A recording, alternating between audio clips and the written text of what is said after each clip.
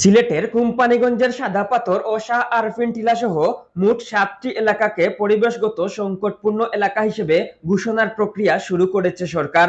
অন্য এলাকাগুলো হলো রতনপুর, উৎমাছড়া, লুবাছড়া, শ্রীপুর ও লালাখাল।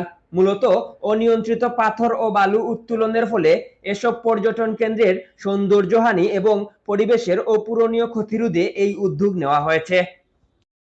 ২০২৪ সালের রাজনৈতিক পট পরিবর্তনের পর সাদা পাথর ও ধলাই নদীর উৎসমুখে নজিরবিহীন পাথর লুটপাটের ঘটনা ঘটে।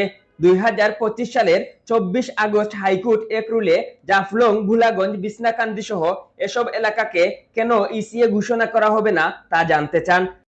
শাহ আরফিন টিলার প্রায় ১৩৮ একর জায়গার পাহাড়গুলো আড়াই দশকে কেটে সমতল করে ফেলা হয়েছে এবং এখন সেখানে বিশাল গর্তের সৃষ্টি হয়েছে।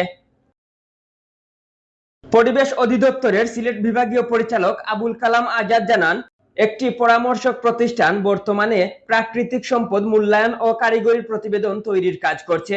প্রতিবেদন হাতে পেলেই আনুষ্ঠানিকভাবে ইসিএ ঘোষণা করে বর্জ্য নিঃসরণ, খনিজ উত্তোলন ও মাটি পানির বৈশিষ্ট্য পরিবর্তন নিষিদ্ধ করা হবে। সম্প্রতি জাতীয় সংসদে পরিবেশ ও জলবায়ু পরিবর্তন মন্ত্রী আব্দুল আউয়াল মিন্টু জানিয়েছেন, বাস্তুতন্ত্র রক্ষা করতে পাথর উত্তোলনের অনুমতি দেওয়ার কোনো সুযোগ বর্তমানে নেই। পরিবেশ সংরক্ষণ আইন ১৯৯৫ অনুযায়ী ইসিএ এলাকায় পরিবেশের ক্ষতি হয় এমন সব কর্মকাণ্ড পরিচালনা করা দণ্ডনীয় অপরাধ।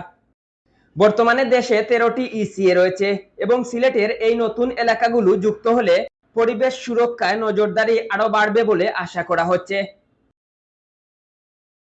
সংশ্লিষ্টরা মনে করছেন, সময়মতো ব্যবস্থা না নিলে সিলেটের এই প্রাকৃতিক সৌন্দর্য এবং জীববৈচিত্র্য চিরতরে হারিয়ে যাবে।